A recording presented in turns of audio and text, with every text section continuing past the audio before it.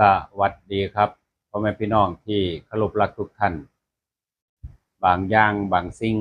เขาก็นึกว่าขายบ่ดีจังน้ำแพ็คใหญ่นะพี่น้องสมัยตะกี้ผมเคยสั่งมา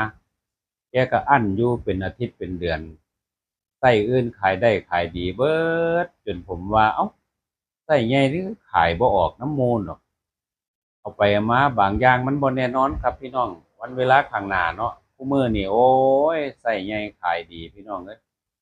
ไส้ใหญ่ขายดีน้ำโมบัดเนี่ยแต่เมื่อกี้มีแต่ไส้กลางไส้จิ๋วบัดนี้ไส้ใหญ่ก็ขายดีจังสั่นล่ะพี่น้องเอาคนค้าคนขายอย่าเฝ้าวตัดสินใจในเวลาอันสั่นว่าโอ้ขายบ่ดีบ่สั่งมาดอก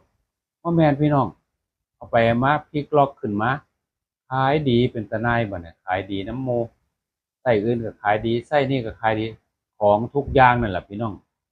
บางอย่างก็มองว่าโอ้ยหมกฝุ่นมาแต่โดนแล้วคือขายบ่ได้วะ แค่เขาย้ายหม่องเปลี่ยนหม่องก็ขายได้บางอย่างเขาก็มองว่าเอ้ารุ่นนี้มันตกรุ่นแล้วนี่หว่าบ่มีผู้ใดใช้บ่แม่นพี่น้องมื้อดีคืนดีก็มีคนย่างมาถามหาจังซั่นล่ะเขาเป็นพ่อค้าจำไว้พี่น้องขายของเย็นๆอย่าฟ้าวโอ๊ยขายบ่ได้ขายบ่ดีบ่สั่งมา